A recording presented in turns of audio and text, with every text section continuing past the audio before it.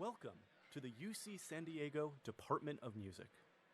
As a courtesy to the artists and your fellow audience members, please take this opportunity to turn off all mobile devices.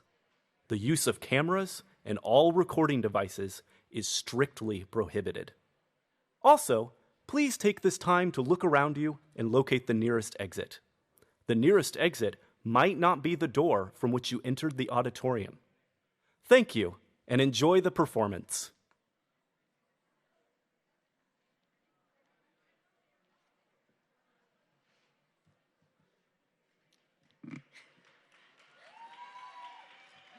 Good morning, or almost good afternoon.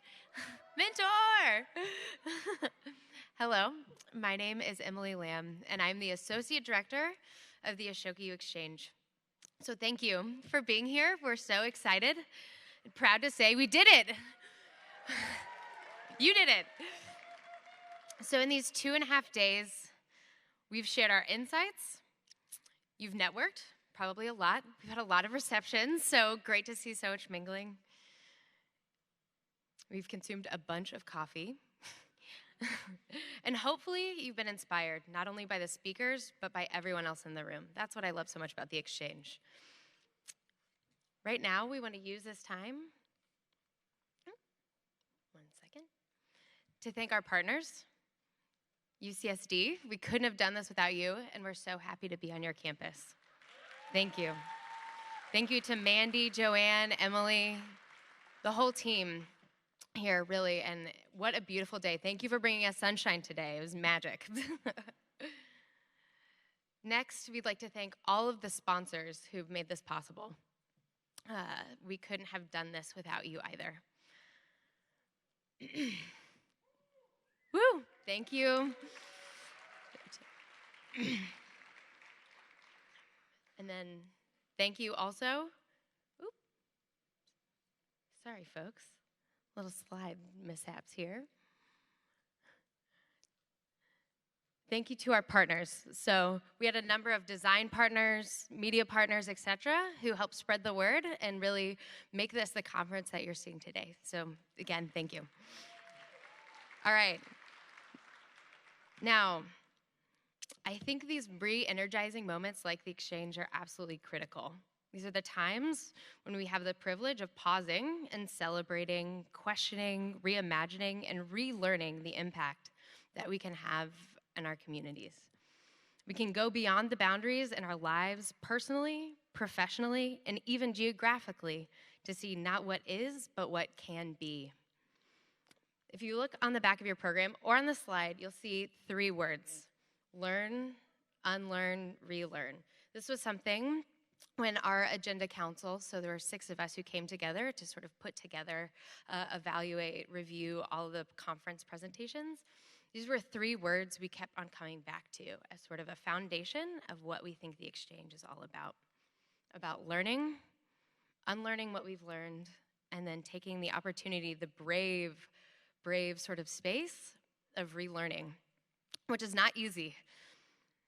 So I hope during these 3 days that you've had a chance to do these things and will continue to do so, because in the space of innovation, it is certainly not always we've found one solution and there we go, it's the end. So in this unlearning space, in the openness to finding new truth or simply being wrong, to change, to pivot, I found it's critical for better understanding and addressing some of those challenges that surround us and that surround me. The world is forever changing and forever asking us to relearn, which is actually quite an exciting opportunity. So throughout these 3 days, we've explored both explicitly and implicitly how we're going beyond borders and beyond boundaries in our journeys as people who want to make an impact. As Mentor shared in our very first keynote, his wonderful story about his journey as a change maker, that we have the power to choose the impact that we want to make. We're here to share and celebrate going beyond what's deemed normal, what's deemed possible. In this space, we invite you to lead, and that going beyond with compassion, humility, and the desire to learn, even when you're called to teach. Today, to conclude our time together, we wanted to end on a key component of bridging differences and going beyond that is often not discussed and often not even embraced. Why disagreement is necessary for changemakers. A pretty provocative statement, I would have to say. To introduce our keynote speaker today is Xiaowan Li, program director at the Fetzer Institute. Now, the Fetzer Institute brings together people to better work across differences, to live into the changemaker identity as bridge builders, and heal the heart of democracy. The Fetzer Institute is a valued partner of Ashoka U and a sponsor of this keynote. Please help me in welcoming Xiaowan to the stage. Thank you. Thank you. Good morning. Thank you, Emily, for the warm introduction. My name is Xiaoan once again. One correction, though. I'm a program officer at the Fetzer Institute. And my dear colleague Mohammed is also in the audience. We're so proud to be one of the main sponsors for the Ashoka U for the past 3 years. And, Emily thanked a lot of people, and she forgot to thank two people we like to highlight. The first one is amazing Ashoka U team. Would you agree that all the powerful experience we have?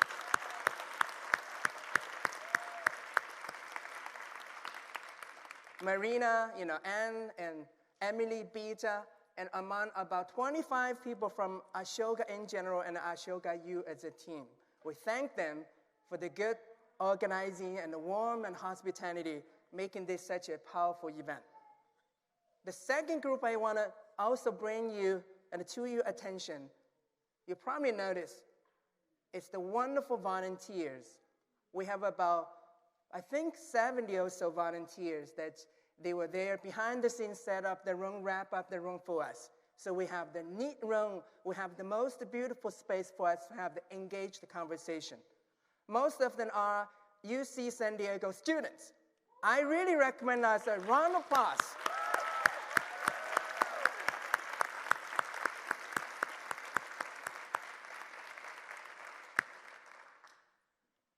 After all that, I would be in trouble if I, not using this opportunity to introduce the Fetzer Institute. Not everybody in the audience is aware of, what Fetzer is and where Fetzer is. I will just introduce Fetzer Institute, a wonderful place, very briefly.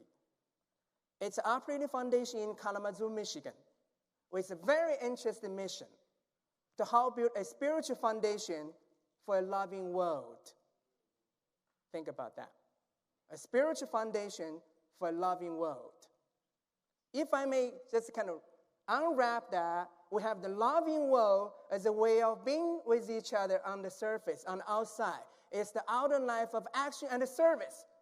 We're all change makers in the world. We want to make things happen. We want to make a difference in the world. According to Fetzer's framework, this is our outer way of being with each other.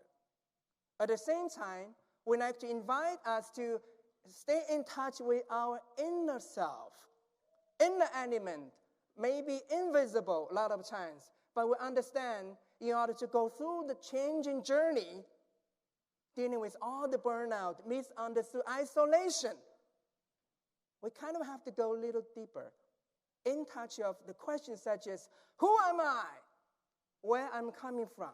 Why I'm doing what I'm doing right now? It is only through the integration of both inner and outer that can sustain us through whatever key issues are dividing us right now. So it is in that inner and outer connection we find a really deep alignment with Ashoka U. So show your hands if you have participated the Fetzer track on working across difference. I want to share that very briefly because by its very design, the first 3 Fetzer track of working across difference by its design is to warm up this crowd for this one last keynote speech. The first session focuses on the story of self, knowing who we are, and also knowing what kinds of strengths and the biases we are building within us. The biases we have are not helpful sometimes because they get in the way for us to fully engage others. Requires practice knowing who we are to begin with. Then, once we kind of overcome, when we step into the zone of discomfort, I really like to get to know the people who vote differently, think differently. Requires some critical skills such as deep listening, such as trust. So the second session focuses on really how we can lean into the narrative of others. Then the third session took place yesterday afternoon. We heard from 3 wonderful individuals who actually provided best practices in action, how they actually going about bring people together to work across all kinds of differences, showing that we can actually do it. With all those being said, I said it's in the design to warm up the crowd for Eric Liu, which you're going to find out one of the most dynamic and vibrant speakers on this very important topic. The topic of how the dying arts of disagreement that we see enough in the world.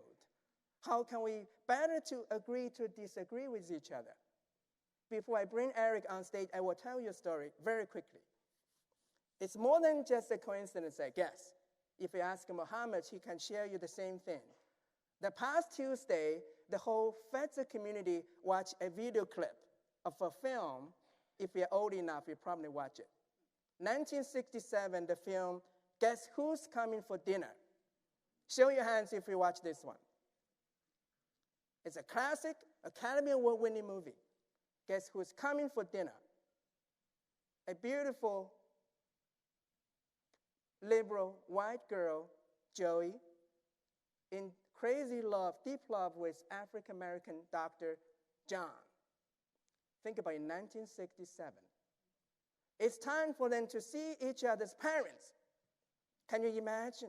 You're not going to be surprised they receive all kinds of rejection, disapproval, skepticism from the parents. No, this is not going to work. During the video we watched, it's actually a heated argument between the father and the son, John and his father. The father shared very honestly, say, John, this is not going to work. Look at your daddy. I'm carrying the heavy baggage for the past however many decades against all kinds of discrimination and injustice. Do you seriously want to go through that again? Well, John, for the name of a better argument, he shared, which really touched me, had tears in my eyes. Father, you see yourself as a man of color, while I see myself as a man. That's a classic example of a better argument may or should look like. It is in that spirit, and I introduce to you, once again, Eric Liu, who was known to be the Deputy Assistant to President Bill Clinton for domestic policy. He also was the speechwriter and the Director for National Security Council for 3 years. He's more recently known as the founder for the Citizen University. He believes stronger democracy requires stronger citizens. So he will talk about this. I'm supposed to warm up the crowd, but can you join me, please? A huge round of applause to have Eric Liu.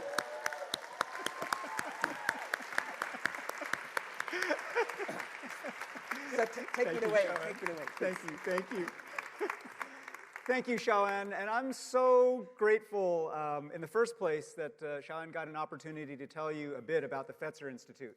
I think so many of you who are here through the incredible power of Ashoka and Ashoka U and this network and knowing what you all have been creating together and the large-scale movement that you are part of, when you're gathered together, as you've been the last couple of days, when we're gathered together in this dark room on a sunny day, we realize we're not alone. We may not be in the majority in the world, but we are not alone.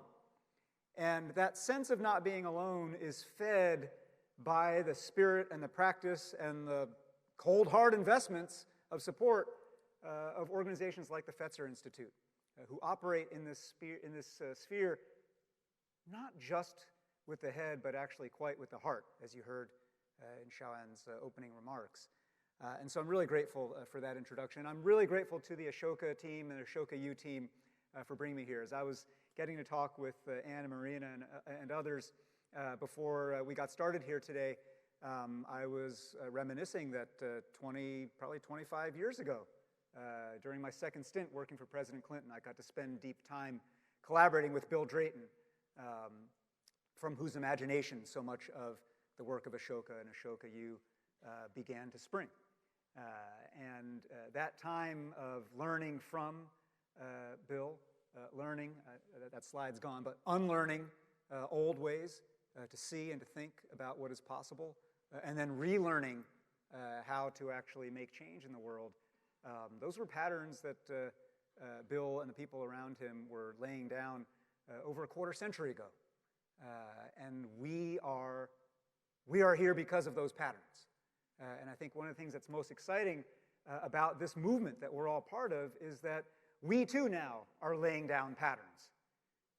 And in 2, 5, 10, 20, 25 years, it is incredibly exciting to think about the deeper, thicker, wealthier in every sense, actually least in the monetary sense, but wealthier in every sense ecosystem of change makers there's going to be around this planet, because we've been connected to that DNA of learning, unlearning, and relearning. So I want to just tell you today a bit, actually I'm going to follow a little bit of the arc that given to us first by Marshall Gans, and then Michelle Obama, if you've read her memoir, and that I know has been part of the arc of some of what you've been doing today. This idea of all community organizing. Marshall Gans is a great teacher of community organizing. All community organizing that is successful and enduring centers around 3 nested narratives: story of self, story of us, story of now. And I thought roughly I would follow that frame here in my remarks, and then really try to allow some time for us to have conversation and Q&A, and just to share whatever provocations or ideas might emerge over the course of this next hour here. So, story of self. I want to begin just by, well, the way I always begin here in gatherings like this, which is, I am the child of immigrants. That is probably the most foundational fact of who I am. My parents were born in mainland China. They went to Taiwan during the Chinese Civil War, or at the end of it, and then in the late 1950s, separately, they came to the United States. They met in New York, where eventually my father ended up working for IBM in the Hudson Valley of New York, and I was raised outside of Poughkeepsie, New York. And as the child of immigrants, as a child particularly of Chinese immigrants, if I may say so, I was raised with this implicit sense all around me all the time. It's rarely actually vocalized, but boy, I could feel it, that my parents had done all the heavy lifting, and that all I'd done was to have the dumb luck to be born here in the United States in the late 20th century, at a time when this country was at the peak of its power, influence, and purpose. And the implicit message that I got growing up as the child of immigrants was basically, okay, you had this great grant of good luck, dumb luck, unearned privilege. What are you going to do now to earn it? What do you do now to actually live up to the promise of this place? And I know that this room and those watching on the live stream are from all over the planet, and so I want to assure you that I'm not here to talk about the exceptionalism of the United States, but I am here to tell you that when you are the child of immigrants, you become very conscious of the way in which every single opportunity you have in life comes bound together with a greater sense of obligation. Those of you, I know Xiaoan is among them, those of you in this room who speak Mandarin know that there's a little phrase in Chinese that no Chinese kid wants to hear as an epithet being kind of thrown at them by their parents. And the phrase is 没有用, right? which literally means of no use, useless, right? And it could be applied if I was just sitting around lounging on the couch when I should have been doing chores, if I was complaining about having to go to Chinese school, if I was not, fill in the blanks. But the idea was that I did not want to grow up with this ever being told that I was being of no use. And to put it in the affirmative, I grew up with a very strong sense that the whole point of life is to be useful. The whole point of life is to be useful to others. And that foundation of ethics shaped the work that I do. The work that I do now in the world, as Xiaoan mentioned, I'm the co-founder and CEO now of a nonprofit called Citizen University. We're based in Seattle. We do work all around the United States, and our work is all focused on trying to foster a culture of more powerful, responsible citizenship here in the United States. And in doing so, we learn from our friends and counterparts all around the world. And I'll say more about that in a moment. But our fundamental operating mission is to spread the belief that a strong democracy requires strong citizens. And I want to make very clear just at the outset here, when I say citizens, when I say citizenship, when I talk about Citizen University, I mean something very specific. I'm not talking about documentation status under the naturalization and immigration laws of the United States.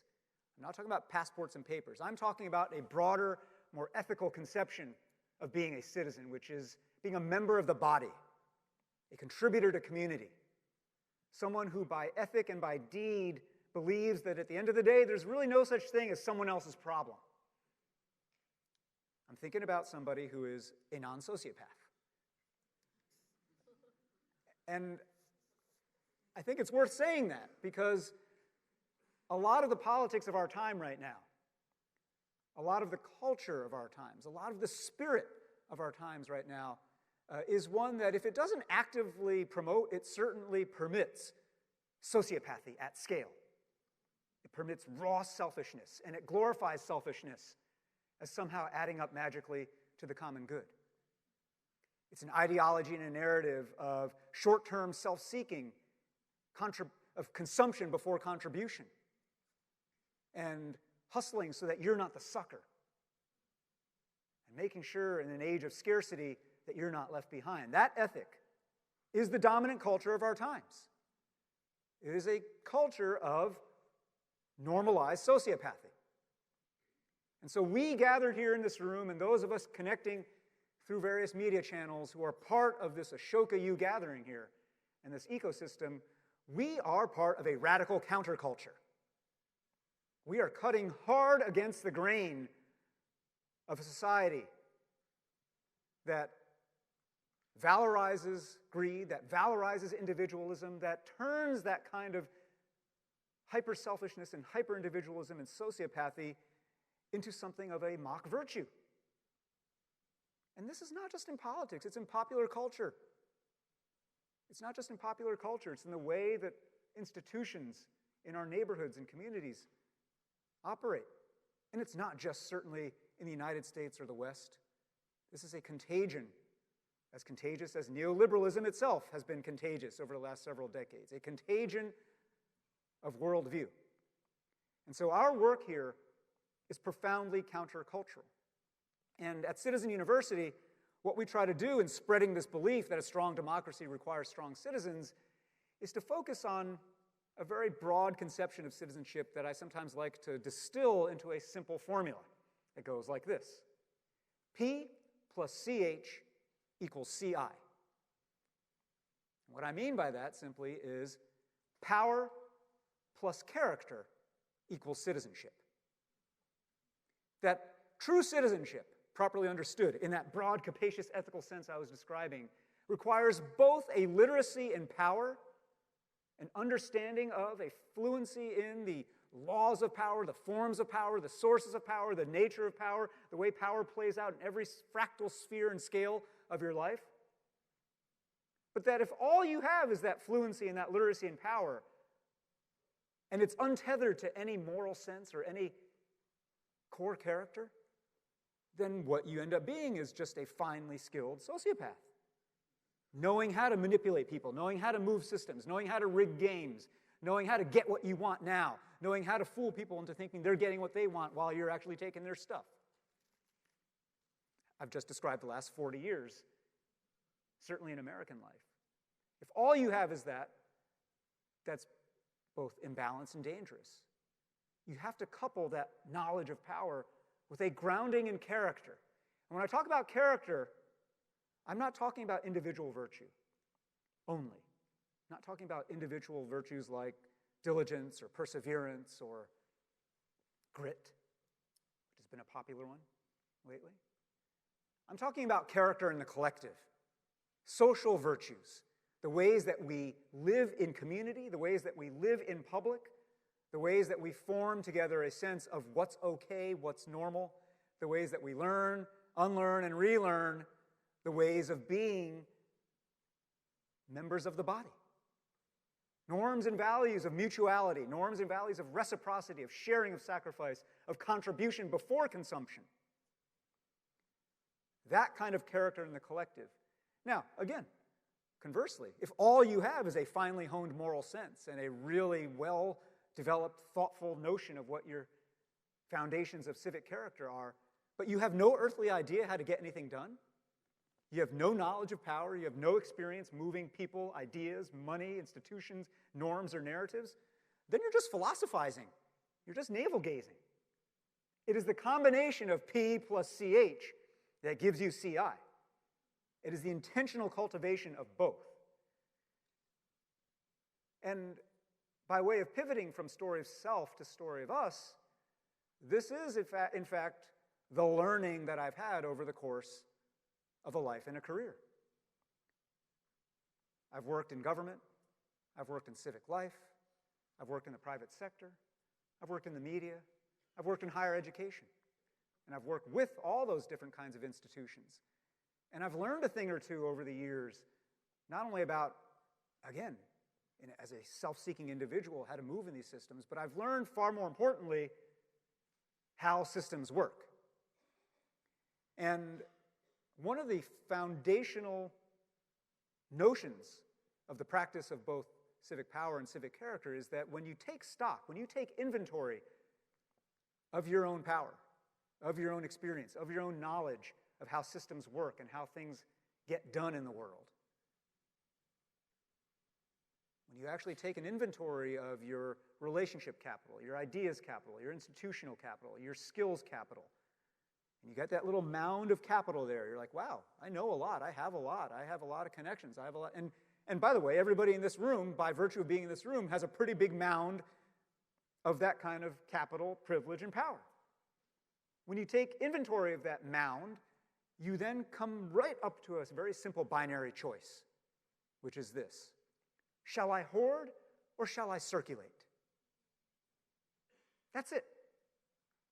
We live in a time right now, and again, I know the United States best, so I'll speak about the United States. In the United States, we're living right now through a period of the greatest, most radical levels of income inequality and wealth concentration that this country has seen since just before the Great Depression. And that is certainly a case where correlation ends up being causation. Because when things get to that level of inequity, when things get that imbalanced, it's inevitable that the system will tip over. In 1980, the wealthiest 1% of Americans accounted for 8% of national income. In 2014, that same 1% accounted for almost 24% of national income. Imagine if 24% of my blood supply was hoarded by this 1% of my body, my pinky. Right? Imagine that. 24% of my red blood cells just coursing, hoarded here, circulating within my pinky. Now, my pinky would think, life is good. I feel strong. I can do anything, right? But it would be grotesquely ballooned, and it would be down on the floor, so heavy, and the rest of me would be laying on the floor, unable to get up, because I'd be sucking wind. I wouldn't be able to move. And eventually, as the rest of me started to shut down and wither, and my organs began to fail, that pinky, engorged with the lifeblood of the body, would realize, oh, shoot, I'm connected to the rest of this thing. I'm going to go too. That was the story of the Roaring '20s and the Great Depression. That is the beginning of the story that we're in right now. And so when you're aware of this in this way, in a time like this, because of this kind of inequity, because of this concentration of wealth, one of the most, again, at the heart level, at the spirit level, one of the most palpable yet ineffable things about our lives today is that we live in fear of scarcity. Again, at every fractal scale. People worried about whether they have enough skills, enough education, enough connections to get into the right circle so that they won't be left behind. We're in a time where that dominant fear, that scarcity-driven mentality of I'm going to be left behind, yields an instinct to hoard. And so when I say you face that simple binary choice, it's not that simple. Most people alive right now want to indulge the part of their nature that wants to hoard. Because they look around and they realize, wow, the 1% is just sucking up everything. And the 1% of the 1%, they're sucking up even more. I better run and grab and elbow people out of the way and make sure I get into something proximate to that circle of ultimate privilege. Which means I got to stop thinking about you. Which means I got to stop kind of dressing up and pretending to be an altruist. I got to just accept that selfishness is the point of life. And so for those of us who make the other choice in that binary to circulate our privilege and circulate our power, it requires not just a personal choice in the inner work of deciding that's who I want to be. That is the personal choice I've made in the course of my life as I realized I accumulated this knowledge and this understanding and this power. I wanted to circulate it. It's why I helped create Citizen University. Our work and all of our programs are about trying to democratize understanding of how power works and trying to foster a culture through different kinds of programs and rituals and community experiences of learning, popular education, to understand one's place in revitalizing the body politic by reclaiming and recirculating power. That's why I made that choice. But we've got to recognize together in this room, as part of this radical counterculture, that most folks don't want to make that choice. And we have to begin to make the case for circulation. And this brings me to the story of us. I know that not just one of the tracks, but one of the themes in interstitial conversations and discussions that you've been having over meals and over coffee between sessions has been about this work of bridging across difference. Well, the story of us right now, both in the United States and around the world, we live in a time where you could say that almost all politics is a contest over who is us. Right? Who is us? Let's take the Brexit. Brexit is a big fight right now about what is Britain. Britain is not European, but what is Britain? You think about folks the cousins of the forces behind Brexit, who helped bring to office Donald Trump on the idea that it was time to make America great again. Who is us? Who is the us that said, America used to be better, then got worse, now needs to be made great again? Who's the us? From the left, you think about someone like AOC, Alexandria Ocasio-Cortez, and the ways in which she's changing the frame of the possible in our politics. And reminding folks when she proposes things like a 70% marginal tax rate on income, that's actually something that's good for all of us. And when she says that, she means a different conception of us. All politics and all culture right now is a contest over who is us. And that is partly because of this inequality and scarcity that I was describing, but it's also, again, because of the tectonic shifts of identity. In the American context, we're in a position, and here sitting in UCSD and in California, the day has already arrived. But we're sitting in a country where within a generation, this will be a majority people of color nation. We've already arrived at that. That nation has literally been born already. A majority of babies in the United States are now babies of color. So that future has arrived. It has been birthed. You add that with incredible hoarding and inequality, and of course you will get the anxious, fractious, existential polarization of our politics right now. And because of the work that all of you in this room do, bridging various divides, whether it's between town and gown, or among different constituencies in the campus context, or between people who are doing good and those who think of themselves as doing well. All these different divides of mindset and practice and approach, because of this, our attention has to be focused really hard on the skills of building a bigger story of us. And I don't mean here now just to be praising inclusivity and diversity and inclusion. Of course, I'm for all those things. But I actually, I think one of the measures of progress, but also one of the measures of the limitations of progress on campus life over the last quarter century has been the way in which it is now almost a cliche, just a byword on college campuses around the world to, quote, celebrate diversity. Of course, right? You breathe, you wake up in the morning, you celebrate diversity. This is a thing people do now, right? I will tell you, as somebody who was a student 30 years ago, that was not a watchword everywhere. That was not a common belief. That was not a social norm.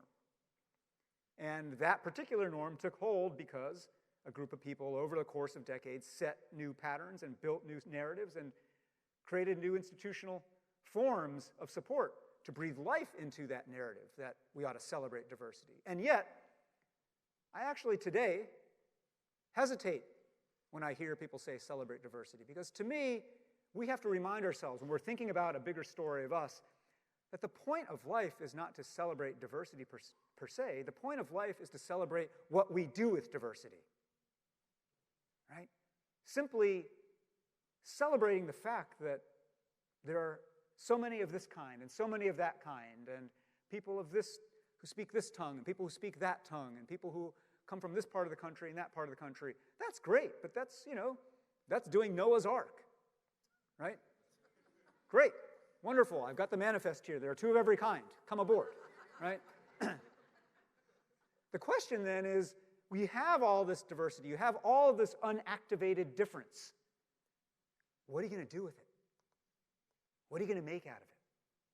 It's one of the reasons why all my life I've been a big champion and advocate of national service, of the idea that we need a universal shared experience of service, whether civilian or military, to bring people together across difference, not so that they can talk about their difference and say, hi, I'm X and you're Y, let's talk about our Xness and Yness, but actually so that they could work on a different third thing, Z, and say, let's work on Z, and in the course of solving Z, attacking Z, fixing Z, dealing with Z, your Xness and my Yness will both be brought to bear in ways that will be beautiful, powerful, and make 1 + 1 = 3.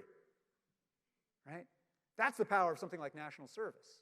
And that's the power of a bigger story of us.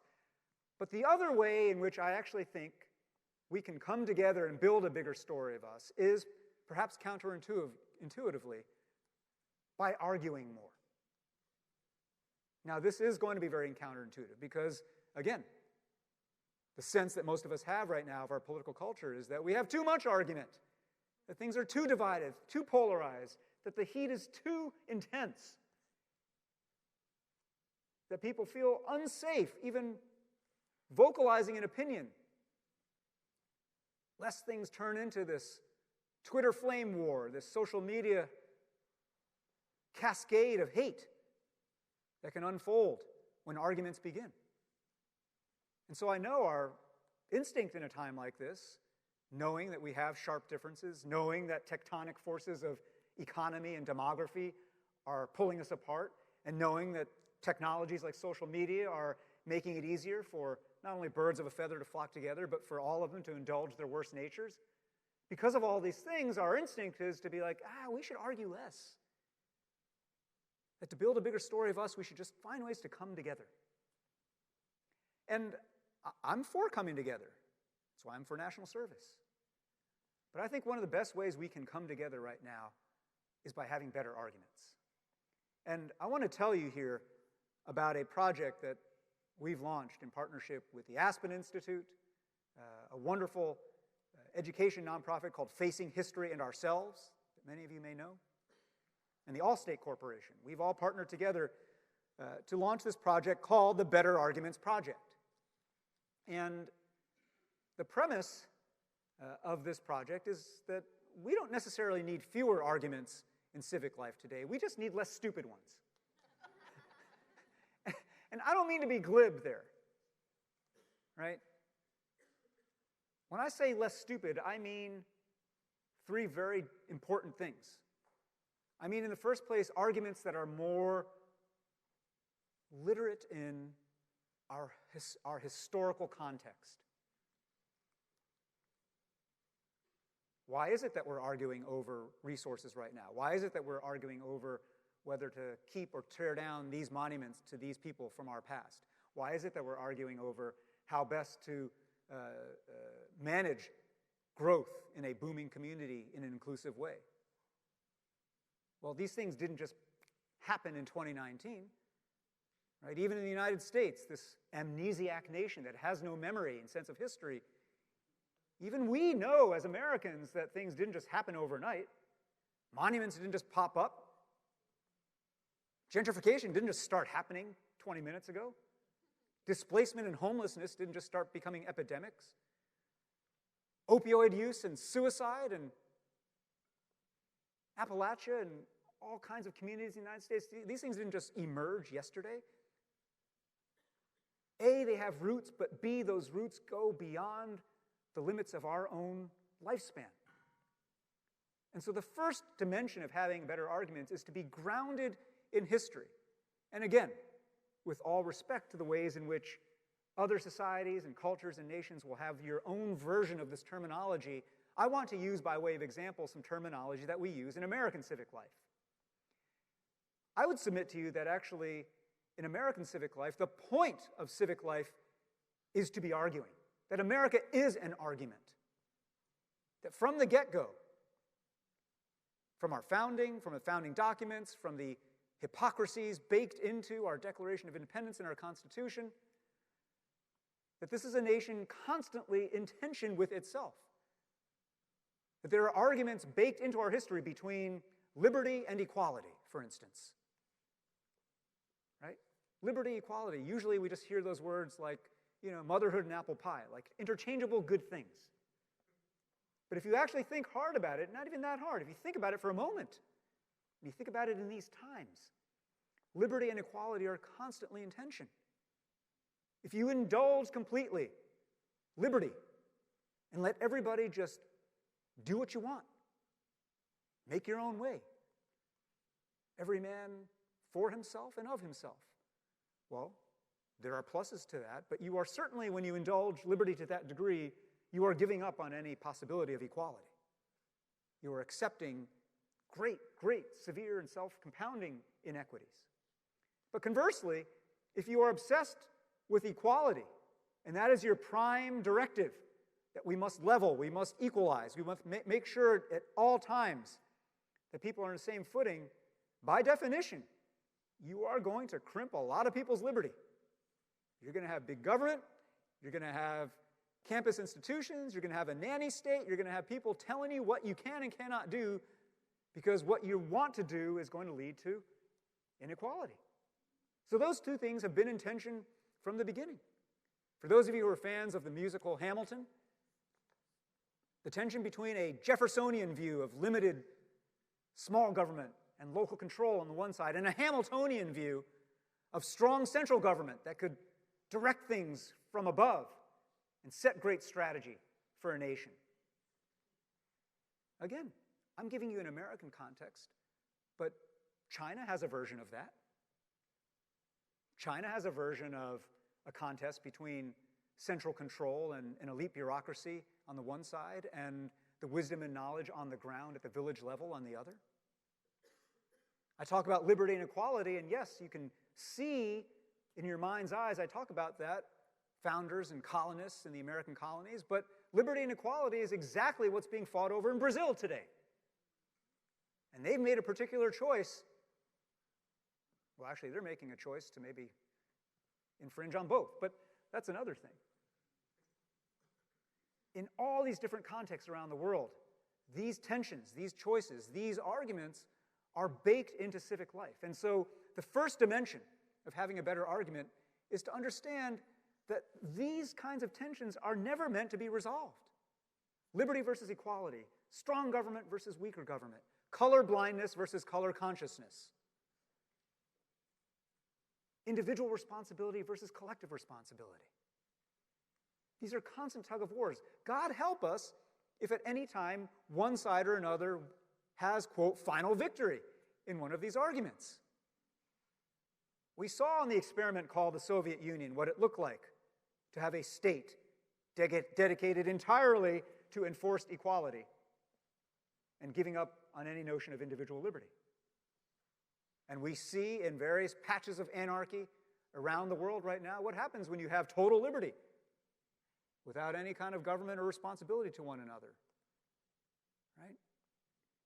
Our job, not only as citizens broadly defined, but our job as educators and as catalysts of community building is in the first place to reground the arguments we're having in a sense that today ain't the first time we had this fight. Right? We've had fights about inequality. We've had fights about whose voice and whose story gets represented in history books. We've had fights about what it means actually for an elite institution on top of the mountain like a university to be connected to, obligated to the other citizens around it. So if number one, we can ground our arguments in a sense of history and learn from the past patterns of these kinds of arguments, we have a shot at better arguments. The second dimension of a better argument is about having greater emotional intelligence and just understanding the patterns that we all fall into and the buttons of ours that get pushed emotionally. And again, this sounds so obvious to an enlightened group like this. But number one, our job is to spread that enlightenment. And number two, we're not as enlightened as we think. Every one of us, perhaps today, not necessarily on a big topical public issue like inequality or criminal justice reform, maybe on the question of, did your roommate or did your spouse or did your family member do the dishes last night? No. Well, why didn't you do the dishes? And the response to that is, well, why didn't you take out the garbage? Right? And from there, you get into this loop of responsibility shirking, of what the great psychologist and sociologist C. Terry Warner calls accusing to excuse. I accuse you to excuse me of responsibility, right? That's just what happens when person X asks you whether you did the dishes, and you respond immediately by saying, well, did you take out the garbage?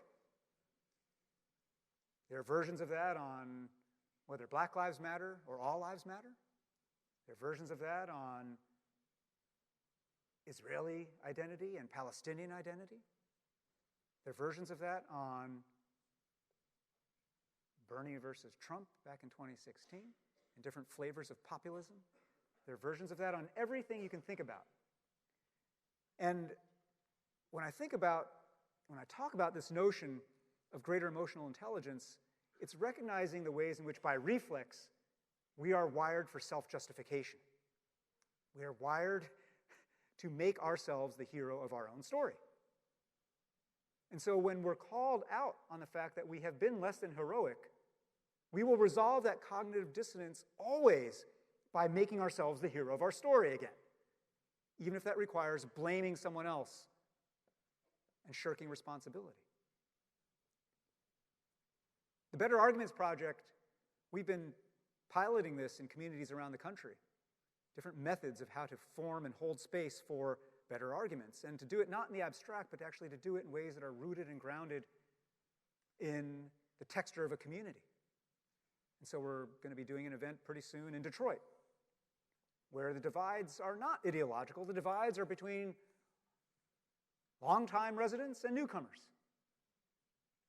As that city rises from a lot of financial and economic privation and challenge, and the good news is it's economically rejuvenating, but the bad news is that rejuvenation is itself inequitable and is itself feeding gentrification and displacement and a pervasive sense of mutual disrespect. And that's the key. This emotional intelligence requires you to remember that any argument that people are having in Detroit about whether to develop this block, whether to allow this new hipster joint to open up here on this previously dilapidated block, whether it's okay that these abandoned houses are going to be turned into new condos or whatever, that these are not, in the first place, arguments about policy or fact or the mechanics or the machinery of government and business. These are, in the first place, arguments about respect, about recognition, about being seen, and about not being seen. And if we're not able or willing to actually begin with that ground and that stuff, then all the statistics, all the data, all the kind of rational case you want to make for why this is a good thing or a bad thing is just going to bounce off people. And so a better argument begins with the heart, not the head. But a better argument also, a third dimension of a better argument, and Detroit is actually a good example, is that better arguments are more honest about power and about power imbalances, right? So for those of you who are part of universities and you are having tensions and conflicts with neighbors and community members who live around you in the town that you're in, you can have those arguments. Those arguments can be heated, and sometimes they will be about technical things, and sometimes they'll be very nakedly emotional. But you can't enter into those arguments without first acknowledging that if you're on the university side of that argument, you are in the power position. You hold the cards. You set the terms. You know it and they know it. And I think part of what it means to have a better argument is just, at a minimum, to show folks the respect of naming that. Not to rub it in, but to say, I'm not going to BS you. There's an inequity here. But we're going to try to talk this through, argue this through, figure this thing out, recognizing that initial power imbalance, because we have a view, back to hoarding versus circulating, we have a view as a university that the point of our work is not to hoard, but it is to circulate. We have a view in our work that we're all better off when we're all better off. If you say that, if you go there, you both disarm some emotional barriers that are in place in the first place, but you also make possible a more honest argument to follow that begins with a recognition of that imbalance. The fourth and the final dimension that I want to talk about of a better argument here, and this is a really hard one, is that if you can make it possible for yourself as a matter first of individual practice, and then for your circle around you, and then for the wider circles around that, to frame and set up arguments where the objective is to understand rather than to win, then great things can happen. And this is something we've been learning and practicing, and we didn't come up with this ourselves, actually, on our team. This is as a result of going all over the United States, to Anchorage, Alaska, and Queens, New York, and Detroit, and Dumas, Arkansas, and all these places where the arguments were about different, very locally textured things. They weren't arguing about national politics. They were arguing about the fights and the inequities and the challenges of their place. And as we engage folks, one of the lessons that we learned from them was this notion that if you take winning off the table at the beginning, you open up a different channel of energy. Take winning off the table. Now again, that cuts against the grain of American life. The point of American life is to be not a loser. Right? But if you can, again, since you are in many cases part of universities and affiliated institutions that are in the relative power position, if you can actually set the tone here, that this discussion we're going to have, this hard conversation, this argument we're going to have about competing priorities and values, about what constitutes a good life for campus and community, if we're going to have that argument, let's try to begin it not with the objective of either of us winning that argument, but truly understanding the other and the other side. That work is inner work first. And it's why it is so fully appropriate that the Fetzer Institute be such a full partner in this endeavor. Because as Xiaoan said, the work of Fetzer is about the spirit of democracy, the heart of democracy, but recognizing that that spirit and that heart begin with a personal choice in the first place to practice in these ways. When you combine these different elements of what it takes to constitute a better argument, it becomes possible to envision a bigger story of us, one premised not on fake consensus, not on a lowest common denominator of, okay, you're red, I'm blue, or you're rich, I'm poor, but at least we all can agree we like what? We like McDonald's, or we like, whatever the lowest common denominator thing. No, it is not that. It is actually raising that common denominator to say, the thing we can agree on is about how to disagree, about how to argue in ways that recognize that the work of self-government, the work of living together in community, is not a game of one round in which scorched earth victory is the objective, but rather democracy is a game of infinite repeat play. And when you're in a game of infinite repeat play with the same players over and over again, you learn to both accept and indeed to celebrate the idea that you're going to win some and lose some.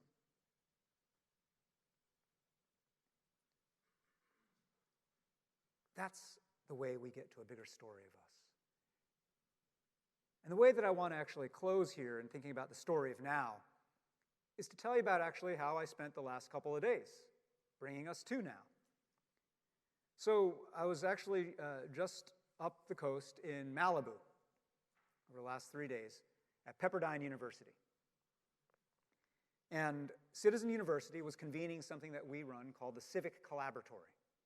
The Civic Collaboratory is basically a mutual aid club of civic innovators from all around the United States, from all different silos and sectors of civic work. Veterans work, immigrant rights work, voting reform, civic tech, civic education. From across the political spectrum, conservatives, reform conservatives, libertarians, strong progressives, centrists, independents, the full range. And across generations as well, and regions, urban and rural, red and blue, all corners of the country. And this group meets 3 times a year. And what we do that makes us something other than just a pure networking society, what we do is every time we meet, we have a format called the Rotating Credit Club. And I want to describe it to you in a little bit of detail because I basically want you to steal this social technology. The Rotating Credit Club is a format of mutual aid in which every time we meet, 4 or 5 members of this group, the full group is a couple hundred, but any given meeting, there may be 60 or 70 who can make that meeting. So 4 or 5 members take turns in rotation, and each of them presents about a project they're working on, an initiative they're launching, a challenge they're facing, something they're trying to build or fix.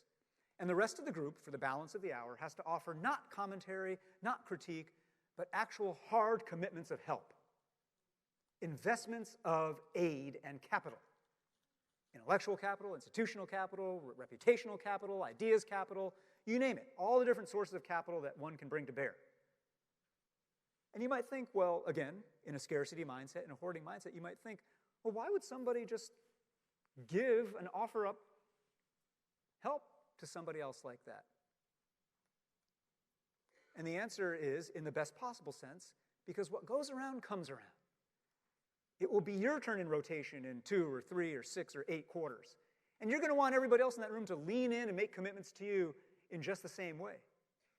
And over the last 7 years that we've been running this, yesterday was the 25th meeting of this civic collaboratory, we have been able, through this social technology of mutual aid, not only foster an incredible wealth and ecosystem of partnerships, collaborations, projects in which strange bedfellows are aligning across left and right or across different domains and backgrounds to engage on social and civic issues, but more than that, we have over these years stitched together a fabric woven together by bonds of trust and affection.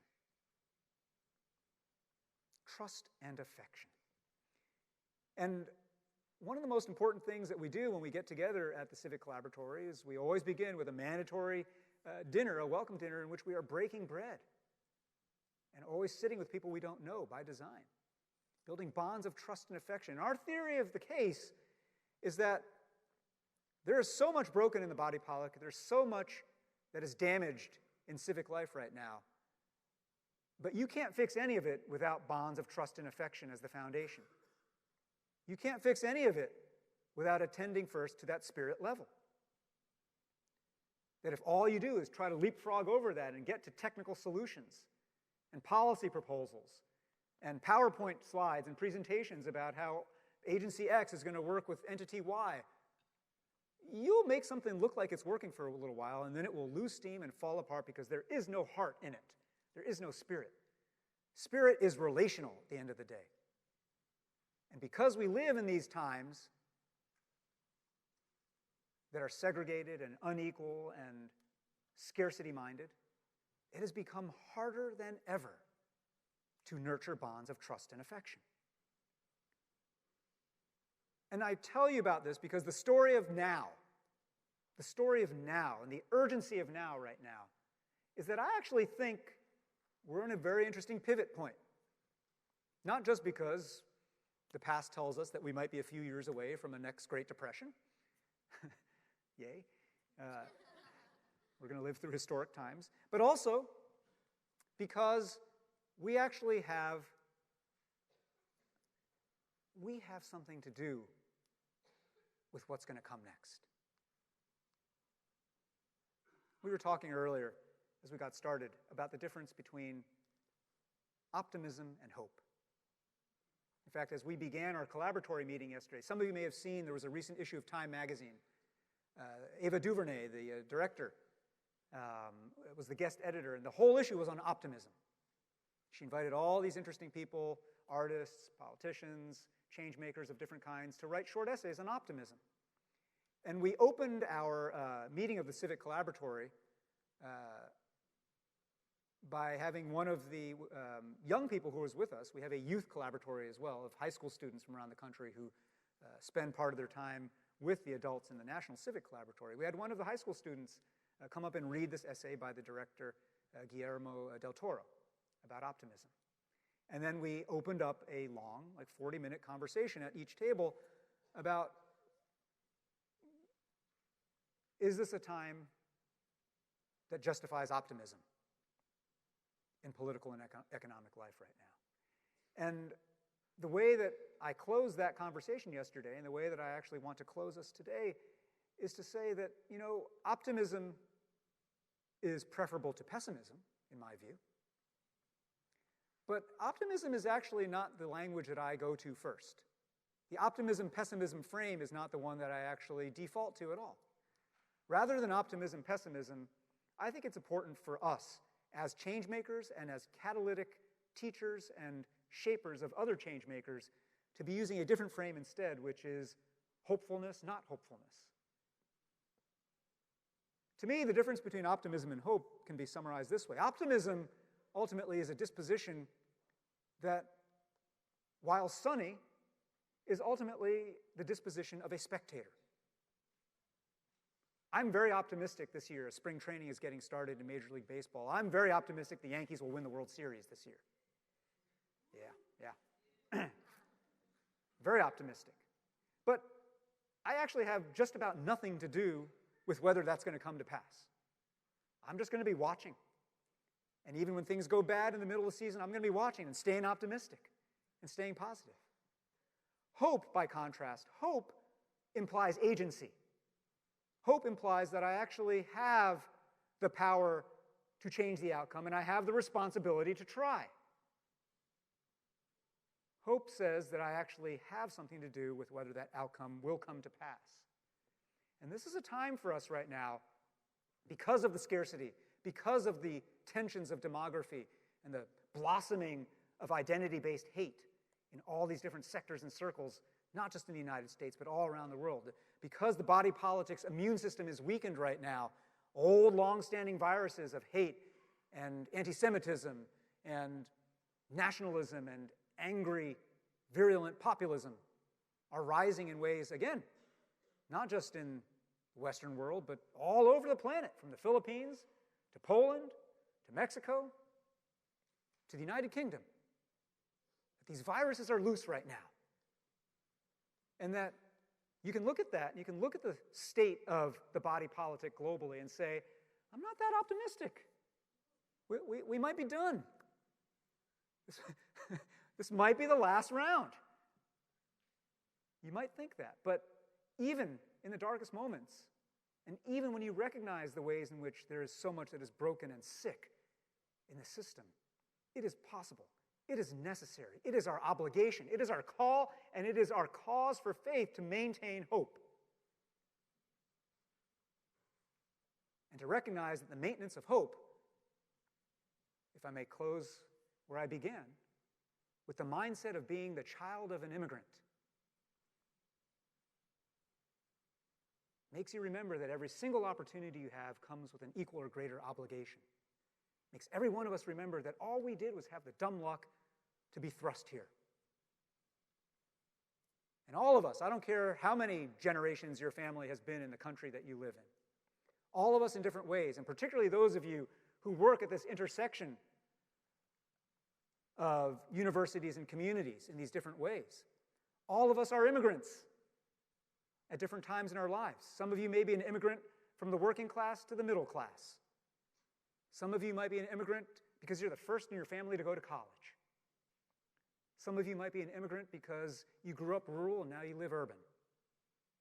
Some of you might be an immigrant because you grew up in a racially homogenous place and now you live, work, marry, love in a racially heterogeneous place and space.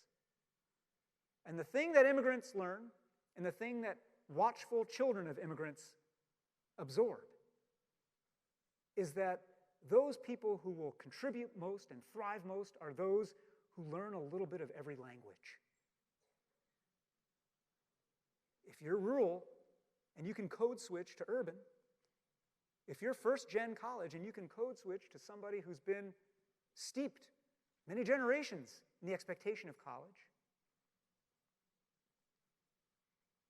if you're liberal and you can code switch to conservative, if you can gain command of the languages that other people are speaking and through which other people are expressing their pain, their anguish, their anxiety about the times that we're living in, then that will enable us to activate this capacity for hope. And so I want to close with the slide that began us today, that we have a simple charge in stitching together story of self, story of us, and story of now. We have a simple charge. Learn what it means to live like a citizen. Again, I'm not talking documents. There are plenty of people in every country who lack the documents but live like big citizens. And there are plenty of people who have the documents and don't. So learn to live like a citizen in your values, your aptitudes, your habits, habits of the heart and your habits of the hand. Unlearn the ways in which we've inherited so many self-justifying narratives of game riggers who've come before us and who are still rigging the game right now. Unlearn the narratives of male supremacy. Unlearn the narratives of white supremacy. Unlearn the narratives that The super wealthy are capital J, capital C, job creators, and ought to be worshipped like someone else with the initials JC. Unlearn these narratives, unlearn these habits, and then relearn what it means to become literate in power, to become fluent in the strategies and ideas of moving people and ideas and money and institutions in ways that can make change happen. And then couple that learning and that fluency and power with that deep grounding again in character. And remembering that in the end, as in the beginning, we are all better off when we're all better off. That is our charge in the work that we're going to do together the rest of this time at this gathering, and your charge as you go back to your communities and your country to make change happen. Thank you very much.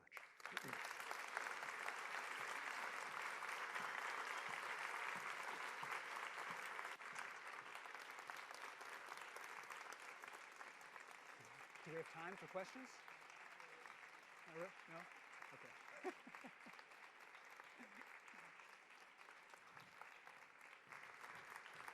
Thank you. Thank you very much. I'm just going to say this. I went on too long, which means we don't have the time that we had initially intended for questions and conversation, but I am going to be hanging out here a bit before I have to depart, and would love to continue the conversation, hear your thoughts, your challenges and provocations. And I want to close actually with an extension of an invitation for you to join our work at Citizen University. We're very findable online. And also for you to join in particular the work of this Better Arguments Project. And think about whether there are ways you might want to bring this project, its toolkits, its methods to your community or to your campus. We would love to find different ways to play with you. And again, thank you so much for the work that you're doing in the world.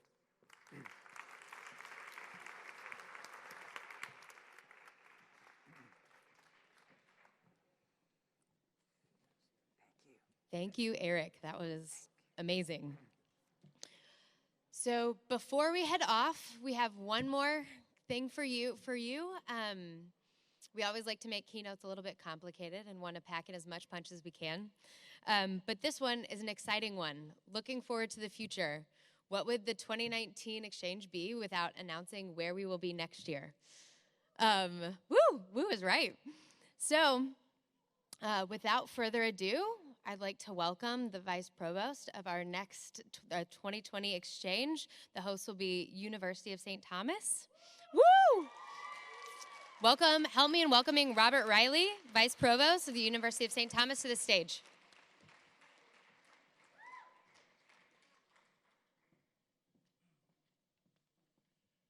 Thank you very much. I'm really not here as a Vice Provost of St. Thomas, but as a representative of the community that is really the heart of St. Thomas. And that includes our president, Julie Sullivan. Many of you know is a huge champion of Ashoka University, Ashoka U, but also many change makers that are back on campus. We're able to be here, a great team of change makers that are here today. And I'd like to just ask that whole team that's up front that's still here, stand up and just say hello and thank you.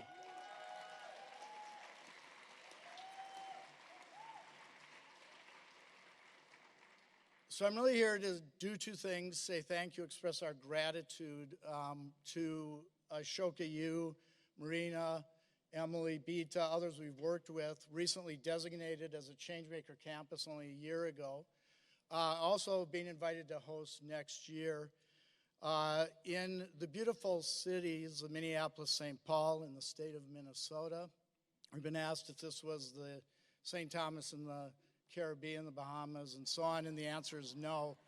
But it is a vibrant, urban, successful, creative, dynamic urban area, to be honest, but one with many challenges. Like every urban area, we have things that we're trying to solve and do change making on. We have, as just one example, the highest K through 12 educational attainment gaps of the 50 largest metropolitan areas in the United States, and we have our work cut out for us. I am sort of less of a skeptic around mission statements, and so I'm just going to tell you what ours is and what this does in terms of what we just heard from Eric and what we've done this past few days in terms of borders and boundaries. So as a Catholic urban institution of higher education, we say that our responsibility, our mission is to educate students to be morally responsible leaders who think critically, who act wisely, and work skillfully to advance the common good. We could unpack each and every one of those words. Our focus this next year will be on the common good. As I think about the common good, we cannot do that with borders and boundaries, whether they exist on campus, within the community, or globally. So we will be pursuing ways in our collaboration next year, conversations with you, all the ways that we can reduce those borders, those boundaries to advance the common good, which I think really involves the story of us that Eric so eloquently spoke about just a minute ago. I could go on. Just two highlights of the what I think are auspicious things we've done recently at St. Thomas to do that storytelling, to promote the common good.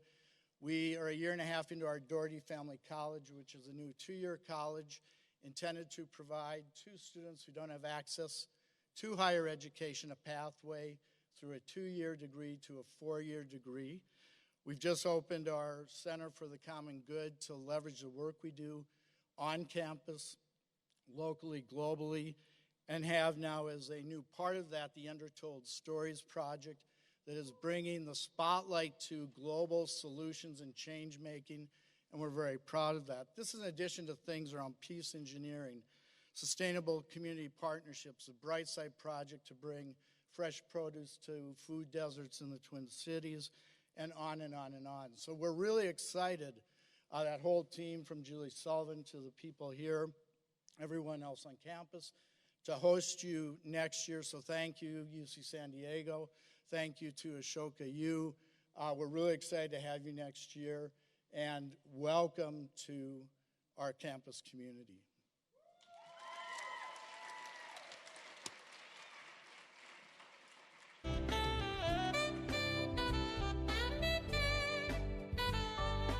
All right, and with that, let's party. We have one more final reception just up the hill in the faculty club. We'd love to see you there. And if not, we'll see you in the Twin Cities. Thank you.